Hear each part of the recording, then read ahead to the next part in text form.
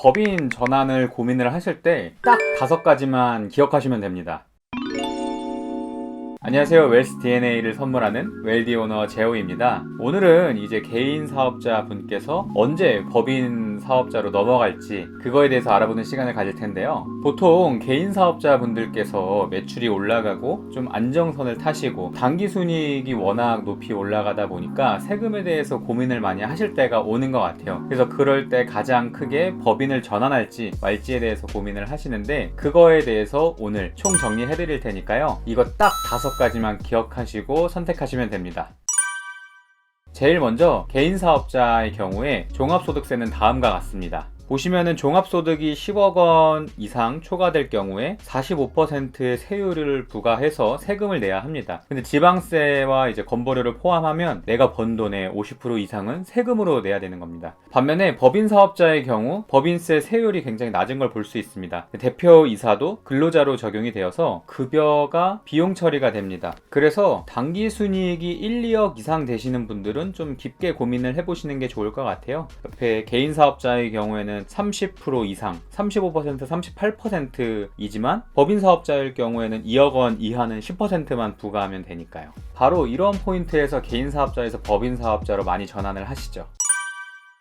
두 번째는 성실신고 대상자입니다. 개인 사업자의 경우 업종에 따라 다르지만 일정 매출액을 넘겼을 때 성실신고 대상자가 됩니다. 매출액이 크면은 성실신고자가 된다라는 점 알고 계시면 되시고, 그렇게 되면은 더 타이트하게 세금을 신고해야 된다는 점입니다. 법인 사업자만큼이나 타이트하게 신고해야 되는데요. 같은 높은 매출이라도 개인 사업자 같은 경우에는 타이트하게 보고, 법인 사업자 같은 경우에는 개인 사업자보다는 덜 타이트하게 봅니다. 그래서 세금 관련해서는 덜 스트레스를 받는 거죠. 그래서 나라에서는 개인 사업자보다는 법인 사업자를 많이 권하고 있습니다. 그래서 장기적으로 볼 때 국가로부터 좀 이쁨을 받으면서 사업을 영위하면 조금 더 많은 혜택을 얻겠죠.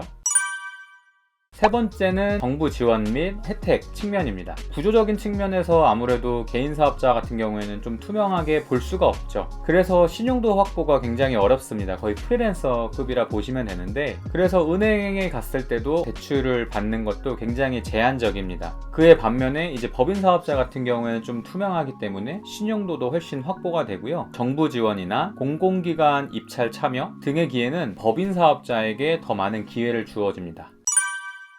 네 번째는 상속 또는 증여에 훨씬 유리합니다. 대한민국의 상속세율이 높은 거는 모두가 알고 계실 겁니다. 개인 사업자 같은 경우에는 이 상속세를 그대로 납부해야 되지만, 이 법인 사업자는 지분 구조를 또 나눠서 사전 증여 및 계획을 통해서 절세를 할 수가 있고 또 유리합니다. 주식, 현물, 부동산, 보험 등 다양한 플랜으로 절세하기에 훨씬 유리하죠. 그래서 제가 과거에 상속세 관련된 영상을 띄워놨으니까요. 그것도 또 참고하시기 바랍니다.